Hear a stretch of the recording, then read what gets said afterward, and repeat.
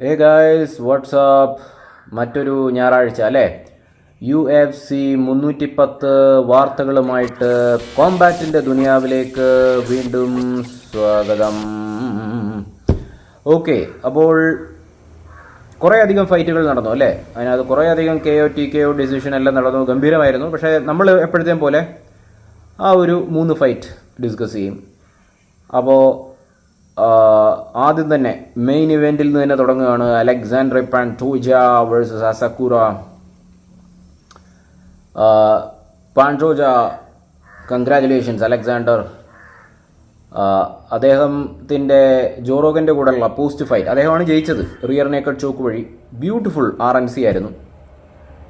അതായത് നിങ്ങൾ ഡീപ്പായിട്ട് എനിക്കിനി അത് കാണണം. ഫൈറ്റ് നമ്മൾ പലതവണ കാണും, വീണ്ടും പല എക്സ്പേർട്സിൻ്റെയും അഭിപ്രായങ്ങളൊക്കെ കേൾക്കും. പക്ഷേ ഒറ്റ നോട്ടത്തിൽ ഞാൻ മനസ്സിലാക്കിയപ്പോൾ നല്ലൊരു ബോഡി ലോക്കായിരുന്നു. അതായത് താഴെ റിയർ എന്താണ് പറയുന്നത്, റിയർ ഫിഗർ ഫോർ ലെഗ് എന്ന് പറയത്തില്ലേ, അതുവഴി ലോക്ക് ചെയ്ത് അത് പെർഫെക്റ്റ് ആക്കി പുള്ളി. അതായത് ഫസ്റ്റ് ടേക്ക് ഡൗൺ ചെയ്തു, ഒരു ജൂഡോ രീതിയിലായിരുന്നു എന്നാണ് ഞാൻ മനസ്സിലാക്കുന്നത്. ടേക്ക് ഡൗൺ ചെയ്ത് താഴേക്ക് കൊണ്ടുപോയി, ദെൻ ഫിഗർ 4 പിടിച്ചു. ആ കാല് വെച്ചുള്ള പൂട്ടുണ്ടല്ലോ, അത് പെർഫെക്റ്റ് ആയിരുന്നു. അസക്കുറന് അനങ്ങാൻ പറ്റിയില്ല. പിന്നെ എനിക്ക് തോന്നുന്നു ലെഫ്റ്റ് ഹാൻഡ് വെച്ചിട്ടാണ് ചോക്ക് ചെയ്യാൻ ശ്രമിച്ചത്. ഉടനെ അത് നടക്കാതെ വന്നപ്പോൾ അഡ്ജസ്റ്റ് ചെയ്ത് റൈറ്റ് ഹാൻഡ് വെച്ച് ചോക്ക് ചെയ്തെന്നാണ് ഞാൻ മനസ്സിലാക്കുന്നത്. ഒന്നുകൂടെ നോക്കണം, എന്തെങ്കിലും തെറ്റുണ്ടെങ്കിൽ ക്ഷമിക്കുക. എന്തായാലും RNC ആയിരുന്നു, റിയർ നേക്കഡ് ചോക്ക് ആയിരുന്നു.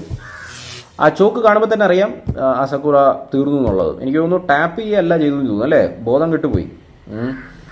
അപ്പോൾ പാൻടോയ ഫൈറ്റിന് ശേഷം ഇൻ്റർവ്യൂവിൽ പറഞ്ഞു, പയ്യൻ നല്ല ഫൈറ്ററാണ്, ജാപ്പാനീസിനെ കുറിച്ച് പറയുകയാണ്, നല്ല ഫൈറ്ററാണ്, പക്ഷേ ഹൈലൈറ്റ്സ് ഒക്കെ കൊള്ളാം, പക്ഷേ ഇത് UFC ആണ് വെച്ചാൽ ഇത് വേറെ ലെവലാണ് എന്നുള്ളത്. കറക്റ്റല്ലേ? കറക്റ്റാണ്. പിന്നെ പുള്ളി ഫൈറ്റിന് ശേഷം അലക്സാണ്ടർ ഡിമിട്രിയസിനെയൊക്കെ തിരിച്ചു വിളിച്ചു. നമ്മൾ കഴിഞ്ഞ എപ്പിസോഡിലൊക്കെ നമ്മളിങ്ങനെ പറയുമായിരുന്നു അല്ലേ, ഡിമിട്രിയസിനെ കുറിച്ച് ഇങ്ങനെ പറഞ്ഞുകൊണ്ടിരിക്കും. കാരണം ഡിമിട്രിയസിൻ്റെ ഫൈറ്റ് അനാലിസിസ് ആണിപ്പോൾ ഏറ്റവും ഹോട്ടായിട്ട് നിൽക്കുന്നത് യൂട്യൂബിൽ. അതായത് പോസ്റ്റ് ഫൈറ്റ് ഒരു മെയിൻ ഇവൻറ്റ് കഴിയുമ്പോൾ പുള്ളി അത് അനലൈസ് ചെയ്ത് ബ്രേക്ക് ഡൗൺ ഒക്കെ ചെയ്യും. നമ്മൾ പറയാറുണ്ടായിരുന്നു ഡിമിട്രിയസ് ജോൺസൻ്റെ. ആ ഡിമിട്രിയസ് ജോൺസനെ തന്നെ അലക്സാണ്ടർ കോൾ ഔട്ട് ചെയ്തു. കാരണം ഗോട്ടാണെന്നൊക്കെ പറയുന്നുണ്ടല്ലോ, നമുക്കൊന്ന് നോക്കാം എന്നുള്ള രീതിയിൽ. എനിവേസ് ഡിമിട്രിയസ് വരുമെന്ന് തോന്നുന്നില്ല, കാരണം പുള്ളി ഇപ്പോൾ റിട്ടയർമെൻറ്റ് ലൈഫ് എൻജോയ് ചെയ്തുകൊണ്ടിരിക്കുകയാണ്. റൈറ്റ്, വരേണ്ട ആവശ്യമില്ല, അദ്ദേഹത്തിൻ്റെ ഇഷ്ടമല്ലേ. അപ്പോൾ എന്തായാലും ഡിമിട്രിയസ് ആണെങ്കിലും ശരി, ആരാണെങ്കിലും ശരി, ഇത് അലക്സാണ്ടറിൻ്റെ ടൈമാണ്. Right, strong finish, beautiful.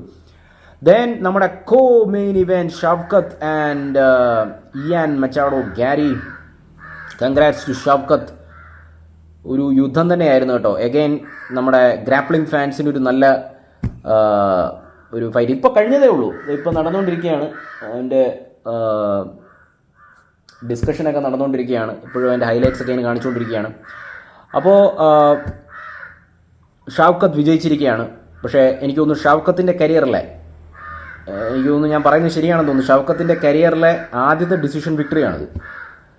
അപ്പോൾ പറഞ്ഞ് മനസ്സിലായല്ലോ, ഇയാൻ ഗാരി നല്ല രീതിയിൽ പുള്ളിയെ പരീക്ഷിച്ചു. എനിക്ക് തോന്നുന്നു ഷൗക്കത്തിന് ഒരുപക്ഷെ ഇത്രയും, അതായത് ചാമ്പ്യൻഷിപ്പിലേക്ക് പോകുമല്ലോ, അത്രയും ബുദ്ധിമുട്ട് വരില്ല എന്ന് പറഞ്ഞ് ഞാൻ ബിലാലിനെ, ഇനി അടുത്ത ബിലാലിൻ്റെ കൂടെ ആണല്ലോ, പക്ഷേ എനിക്ക് തോന്നുന്നു ഈ ഒരു ലെവൽ വെച്ചിട്ട് ബിലാൽ ഹബീബിൻ്റെ അടുത്ത് ട്രെയിനിങ്ങിനൊക്കെ പോയി ബിലാലിൻ്റെ ലെവൽ ഇപ്പോൾ വേറെയാണ്. ഷൗക്കത്ത് ബുദ്ധിമുട്ടും. കാരണം ഇയാൻ ഗാരി എനിക്ക് തോന്നുന്നു ഒലിവേറ ഗ്യാങ്ങിലായിരുന്നു എന്ന് തോന്നുന്നു. ഒലിവേറ ഗ്യാങ്ങിൻ്റെ ഒക്കെ കൂടി പുള്ളി ഓൾറെഡി പുള്ളിയുടെ സ്ട്രൈക്കിംഗ് സൂപ്പർബാണ്. ഗ്രാപ്ലിങ്ങും ആ ഒരു എക്സ്ചേഞ്ച് ഉണ്ടല്ലോ, സ്റ്റാൻഡപ്പ് ആൻഡ് ഗ്രൗണ്ട്, സൂപ്പർബാണ്. Especially standup. കാരണം ഷൗക്കത്ത് ആദ്യമേ ഒരു ഹംസത്ത് സ്റ്റൈൽ ബോഡി ലോക്കൊക്കെ ചെയ്തിട്ടാണ് എപ്പോഴും ചെയ്യുന്ന പോലെ പുള്ളി ടേക്ക് ഡൗൺ ചെയ്യാൻ ശ്രമിച്ചു. പക്ഷേ ഇയാൻ ഗാരി താഴെ പോയില്ല. അത് കുറേ തവണ പുള്ളി ശ്രമിച്ചു. പിന്നീടാണ് എനിക്ക് തോന്നുന്നു റൗണ്ട് 3 റൗണ്ട് 4 ഞാനത് ഇൻസ്റ്റയിൽ പറയുന്നുണ്ട്, പുള്ളി ഒരു ഡബിൾ ലെഗ് ടേക്ക് ഡൗൺ ശ്രമിച്ചു, അത് വിജയിച്ചു. ഞാൻ ഗ്രൗണ്ട് ഗെയിമിൽ കൊണ്ടുപോയി ഇയാൻ ഗാരിനെ ടോട്ടലായിട്ട് ഡോമിനേറ്റ് ചെയ്തില്ല, ബട്ട് ഗ്രൗണ്ട് ആൻഡ് പൗണ്ട് ഒക്കെ ചെയ്തു. ആ ഒരു ലെഗ് ഓറിയൻറ്റഡ് ടേക്ക് ഡൗൺ ചെയ്ത് ഗ്രൗണ്ട് ആൻഡ് പൗണ്ട് നടത്തിയത് കൊണ്ട് മാത്രമായിരിക്കണം ഷൗക്കത്ത് ജയിച്ചത്. അല്ലെങ്കിൽ ഇയാൻ ഗാരി തൊട്ട് പിന്നാലെ തന്നെ ഉണ്ടായിരുന്നു. ഞാൻ എപ്പോഴും പറയുന്ന പോലെ ഈ നാട്ടുകാർ, അതായത് നാട്ടുകാരെന്ന് ഉദ്ദേശിക്കുന്ന മലയാളികളെ അല്ല കേട്ടോ, അല്ലെങ്കിൽ ഹിന്ദിക്കാരെ അല്ല ഉദ്ദേശിക്കുന്നത്, പക്ഷേ ഈ ലോകമെമ്പാടുള്ള ആളുകളെ വെറുതെ ഒരാളുടെ പേഴ്സണൽ ലൈഫിനെ കുറിച്ച്, അത് പേഴ്സണൽ ലൈഫ് വേറെ, ഇത് ഫൈറ്റ് ലൈഫ്. പിന്നെ ഇവന്മാർക്കൊന്നും ഫൈറ്റ് ചെയ്യാൻ അറിഞ്ഞുകൂടാ, വെറുതെ ഇങ്ങനെ ഇവരിങ്ങനെ കമൻറ്റ് ചെയ്യുമ്പോഴേ പേഴ്സണൽ ലൈഫിനെ കുറിച്ച് ഇങ്ങനെ പറഞ്ഞുകൊണ്ടിരിക്കും, ഇനിയും പറഞ്ഞുകൊണ്ടിരിക്കും ഇവന്മാർ.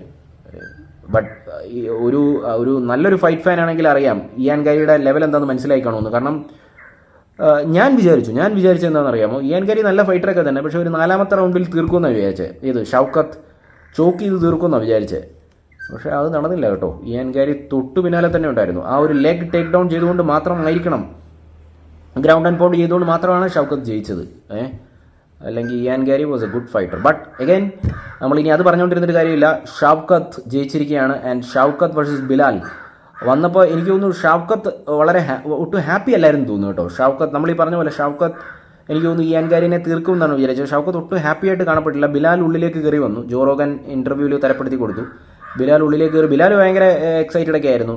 പക്ഷേ ഷൗക്കത്ത് ഇപ്പോഴും വേറൊരു ലോകത്തായിരുന്നു. ആ ഇയാൻ ഗാരി ഫൈറ്റിലായിരുന്നു ഷൗക്കത്ത്. ഇങ്ങനെ ഷൗക്കത്ത് ഒട്ടും ഹാപ്പിയാണെന്ന് എനിക്ക് തോന്നുന്നില്ല. ദെൻ അഗൈൻ ഇതേപോലെ തന്നെ 3ാമത്തെ fight Ciryl Gane versus Volkov. Ciryl Gane വിജയിച്ചു അതിനകത്ത്. പക്ഷേ അഗൈൻ സിറിൽ ഖാൻ്റെ ഒരു ഗ്രാപ്ലിംഗ് ഇതൊക്കെ കാണാൻ പറ്റി, റെസ്ലിംഗ് കാണാൻ പറ്റി. പക്ഷേ വോൾക്കോവും തൊട്ടു പിന്നാലെ തന്നെ ഉണ്ടായിരുന്നു. സിറിൽ ഖാൻ ജയിച്ചു. പക്ഷേ സിറിൽ ഖാൻ ഓപ്പണായിട്ട് തുറന്നു പറഞ്ഞു കേട്ടോ, ഞാൻ ഒട്ടും ഹാപ്പി അല്ല എന്ന് പറഞ്ഞു. ഞാൻ വിചാരിച്ചു പുള്ളി ജോ റോഗനെ ചോദിക്കും, ജോ റോഗനെ ഇടിക്കുമെന്ന് വിചാരിച്ചു ഞാൻ. കാരണം ജോ റോഗൻ്റെ അടുത്ത് വീണ്ടും പറയാം I am not happy. Joe Rogan പിന്നെ കൂടുതലും ചോദിക്കാനൊന്നുമില്ല. അതായത് സിറിൽ ഖാൻ ജയിച്ചു. പക്ഷേ പുള്ളിയുടെ വിക്ടറിയിൽ പുള്ളി എനിക്കൊന്ന് എക്സ്പെക്ട് ചെയ്തത് വോൾക്കോവിനെ നല്ല രീതിയിൽ ഡോമിനേറ്റ് ചെയ്യുമെന്നാണ്. പക്ഷേ ടഫ് ഫൈറ്റ് ആയിരുന്നു, ഈക്വൽ ഫൈറ്റ് ആയിരുന്നു. അപ്പോൾ അതുകൊണ്ട് സിറിൽ ഖാൻ ഹാപ്പി അല്ലെന്നാണ് പറഞ്ഞത്. പക്ഷേ സിറിൽ ഖാൻ ജയിച്ചു. So congratulations Cyril Khan.